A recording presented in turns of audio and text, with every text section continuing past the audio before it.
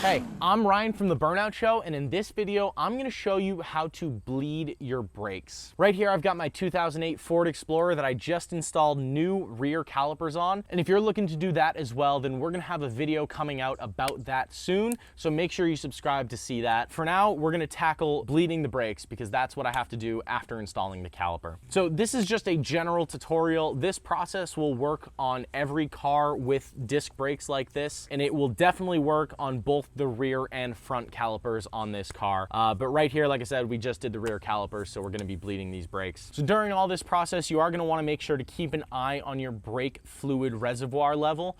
You don't wanna be running out of fluid while you're doing this process. If you are bleeding all four brakes, then that is definitely gonna be something you need to keep an eye on.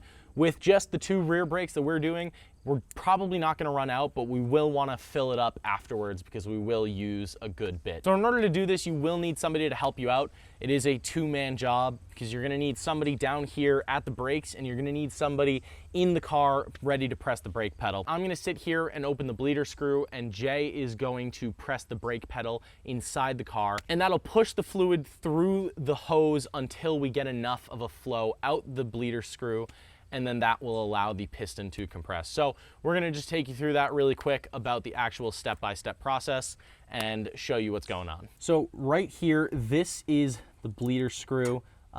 Yours might have a cover similar to mine. You just gotta pull that rubber off so we can get at the screw itself. To open your bleeder screw, you're gonna need a wrench or a ratchet and socket. Mine is a 3/8 inch, so I've got my 3/8 inch wrench right here.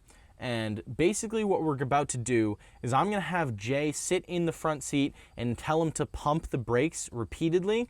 And immediately I'm gonna have him pump for a little bit longer than normal. So he's gonna pump for a bit. Typically what you do is you do 3 pumps and then hold, or just pump for 5-10 seconds and then hold. And when he holds the brake pedal down, I'm gonna open the screw and let out the air that's getting compressed in here right now. So now I'm gonna tell him to hold. He's holding now, so I'm gonna go ahead and grab the bleeder screw and I'm gonna open this. All right, and we've got a pretty good flow immediately. That's good. One thing that's important to note is you don't want to leave the bleeder screw open when the brake pedal is uncompressed. For example, you don't want the person holding the brake pedal to let go of the brake while the bleeder screw is open, because then that will suck the fluid back up the hose and undo the progress that you've just made. So Jay's now pumping again. We want to have this fluid shoot out pretty strongly. I'm going to have him hold again. He's holding, so now I'm gonna open this, and that's shooting out.